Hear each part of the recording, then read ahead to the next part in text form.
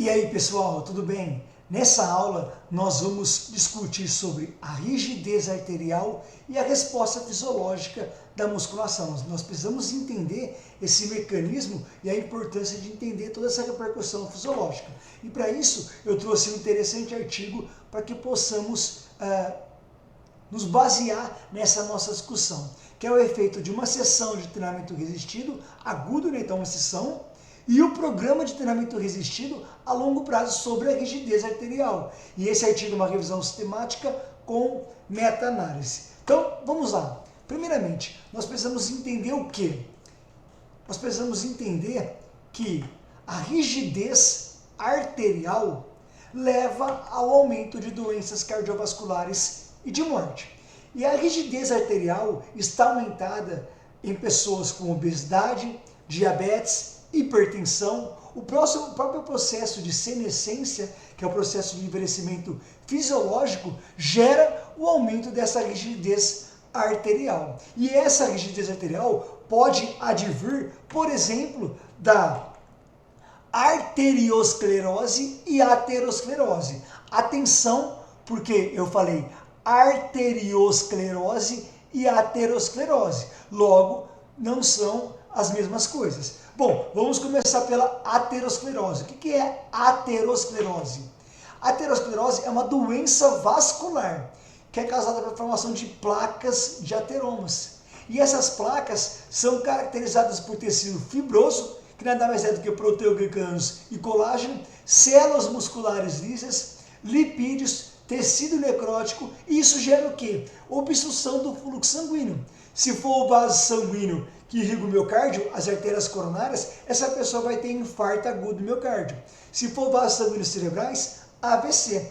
Trouxe aqui uma imagem para a gente poder entender melhor isso aqui. A aterosclerose, então aqui eu tenho um vaso normal com sua função normal. Porém, eu posso ter um dano na parede do vaso sanguíneo. E esse dano é chamado de disfunção endotelial. Essa disfunção endotelial vai ser o início para que tenha a formação da placa de ateroma. Então, essa placa de ateroma, como vocês podem observar aqui, leva à redução do fluxo sanguíneo. Mas essa placa pode ainda se romper. Vou mostrar numa outra imagem. Essa placa ainda pode se romper. Se ela se rompe, eu tenho agora a formação do quê? De um trombo. E esse trombo pode... Então, a própria placa já obstrui o fluxo sanguíneo. Mas eu posso ter essa placa se rompendo. E aí eu vou ter agora a formação de um trombo, que também vai levar ao infarto AVC. Isso é aterosclerose, formação de placas. É uma doença vascular, devido à formação do vaso sanguíneo. Já a arteriosclerose é o processo de endurecimento, prejuízo da elasticidade das artérias. Isso gera o quê? Dificuldade das artérias se expandir. E com isso, há um prejuízo no fluxo sanguíneo. Então, na aterosclerose, eu tenho a formação da placa de ateroma. Na arteriosclerose, eu tenho um processo de endurecimento dos vasos sanguíneos, das artérias, causando prejuízo na sua capacidade de se expandir. E isso está associado, por exemplo, ao processo de senescência. O próprio processo de envelhecimento fisiológico gera essa repercussão. E aí eu vou ter nessa resposta o aumento progressivo da pressão arterial sistólica sem o acompanhamento do aumento da pressão arterial diastólica. Mas o que eu quero deixar bem claro aqui, então aqui, eu tenho que na arteriosclerose, eu tenho que o endotélio, ele não tem placas de ateromas, mas eu tenho esse vaso sanguíneo, essa artéria com menor capacidade de se expandir. Eu tenho um prejuízo. Eu tenho a arteriosclerose hialina e hiperplásica. Não vou entrar em detalhes sobre isso, mas o que eu quero que você possa entender é que ambas vão gerar rigidez arterial. Há ainda análise que, inclusive, a arteriosclerose advém, por exemplo, da aterosclerose. Mas o que eu quero que a gente possa entender aqui é que existe essas duas realidades. A aterosclerose, formação de placas de ateromas, e a arteriosclerose, que também pode ser advindo da diabetes, da hipertensão arterial, do próprio processo de senescência, mas não há necessariamente formação de placas de ateromas, tá bom? Mas o que eu quero dizer com tudo isso é que tanto a arteriosclerose como a aterosclerose impacta no aumento da rigidez arterial. Na rigidez arterial, na capacidade do vaso sanguíneo se expandir,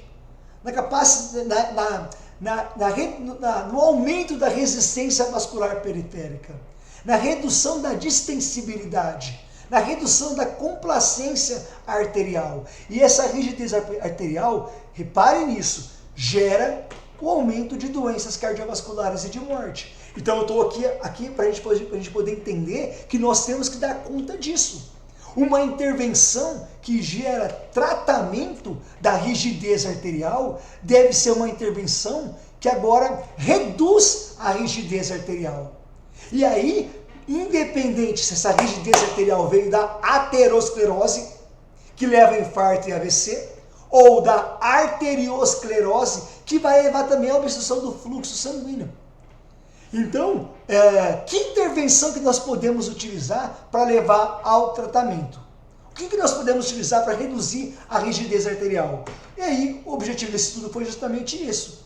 Usar uma intervenção que tem um poder gigantesco, mas muitas vezes, quando se fala em prevenção e tratamento de doenças cardiovasculares e metabólicas, é muitas vezes negligenciado, que é o treinamento resistido. Então, eles avaliaram os efeitos de uma sessão, ou seja, efeito agudo do treinamento resistido e do programa de treinamento resistido a longo prazo, sobre a resposta da rigidez arterial. Se a rigidez arterial reduzir pelo treinamento resistido, show de bola, devemos utilizar. Por quê? Porque é um papel fundamental para reduzir o risco de doenças cardiovasculares e de morte.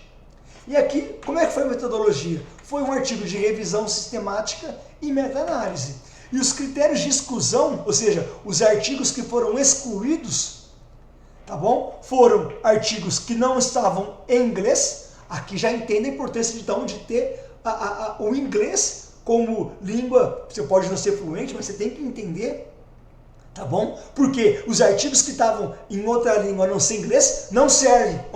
Não serve, não quero, não me traz uma análise criteriosa, tá bom? O estudo não continha uma descrição apropriada dos dispositivos e procedimento de medição, ou seja, artigos em que o procedimento de medida da rigidez arterial não fosse criterioso, também esses artigos eram excluídos, tá bom? E o estudo que não incluiu um exercício adequado, ou seja, prescrito de maneira clara, intensidade, volume, frequência semanal, e estudos que não relatou como os dados foram processados, beleza? Bom, o que eles puderam identificar a partir dessa revisão sistemática com meta-análise? Olha isso, hein? Meta-análise é o que existe de mais forte em relação aos artigos para a gente poder analisar e interpretar essa repercussão fisiológica. Primeiramente, vamos analisar o efeito agudo do treinamento resistido. Então, do treino resistido. O que eles viram? O que eles viram? Eles viram que, independentemente da intensidade, ocorre um aumento da velocidade da onda de pulso. Rafael, o que é essa velocidade da onda de pulso?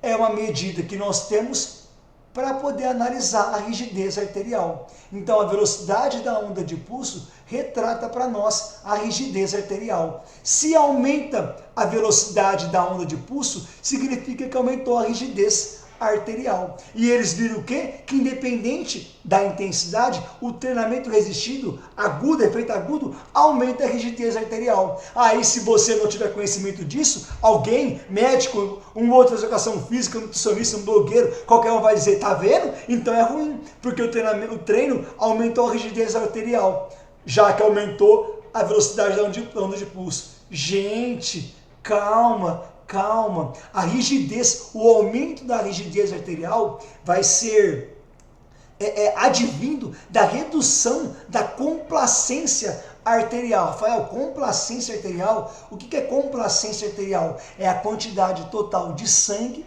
que pode ser armazenada em uma região da circulação para cada milímetro de mercúrio de aumento da pressão arterial. Onde eu quero chegar aqui? Eu quero chegar para a gente poder analisar o seguinte: houve um aumento agudamente na sessão de treino resistido da velocidade da onda de pulso. Se a velocidade da onda de pulso retrata para nós a rigidez arterial, se aumentou a velocidade da onda de pulso, nós não podemos analisar que aumentou a rigidez arterial. Aí você vai falar, então foi ruim? Se a rigidez arterial aumenta leva ao risco de doenças cardiovasculares e infarto, então foi ruim. Não, por quê? Por quê? Porque a sessão de treino resistido aumenta a rigidez arterial? Sim. Aumenta a pressão arterial? Sim. Aumenta a frequência cardíaca? Sim. Mas depois de cerca de 60 minutos pós-treino, esses valores voltam para níveis basais. Então, 60 minutos após o treino, esses valores de aumento da rigidez arterial voltam a valores normais. Rafael, e qual foi o benefício disso? Esse desajuste agudo, atenção, o desajuste agudo que o treino resistido gera vai levar a uma resposta crônica, que é a redução da rigidez arterial. Você está brincando? Sim, olha só. Tanto que eles analisaram o efeito crônico do treinamento resistido. E eles viram que intensidades de 60% a 80% de RM mostraram uma resposta significativa de redução da velocidade da onda de pulso, ou seja, redução da rigidez arterial. O treinamento resistido consistindo em aumento progressivo da intensidade, sem concomitante aumento no volume do treinamento, então aumenta a intensidade de maneira estruturada, rigorosa, criteriosa, sem aumentar o volume, eu tenho agora um benefício em relação à redução da rigidez arterial. Então, olha só, o treinamento resistido aumentando a intensidade, sem concomitante aumento no volume, não aumentou a rigidez arterial central e periférica. E eles viram que também o treinamento resistido de baixa intensidade, quando eu falo baixa intensidade, eu não estou dizendo baixo estresse fisiológico, é baixa intensidade porque foi intensidades menores que 60% de RM. Também reduziu a rigidez arterial, independentemente da medição, se era femoral tornozelo ou carótido femoral.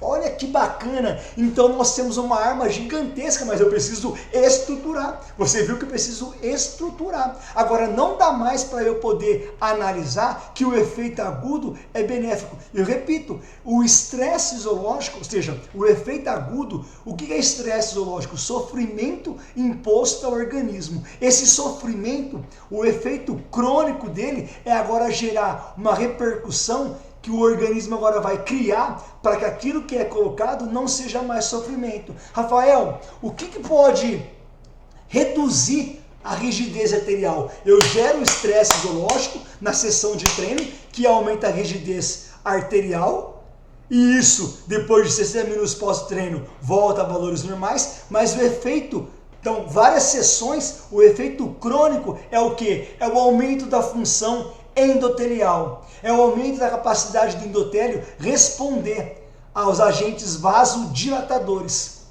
Então eu tenho uma repercussão fisiológica. Hoje já há estudos que mostram, inclusive, que nós podemos ter redução das placas de ateromas. Eu posso ter agora estabilização dessas placas. Então agora eu tenho esse vaso sanguíneo com uma maior saúde. O endotélio, que é a parede do vaso sanguíneo, com uma maior saúde. Ele responde adequadamente. Ele expressa mais óxido nítrico, que é o principal agente vasodilatador. Se ele agora consegue se dilatar mais, eu consigo ter agora uma maior complacência arterial. E isso gera agora o aumento então da função endotelial, o aumento dos fatores angiogênicos, a redução da resistência vascular periférica, o aumento da distensibilidade, o aumento da complacência arterial, leva a essa redução da rigidez arterial. E aí eles concluem o quê?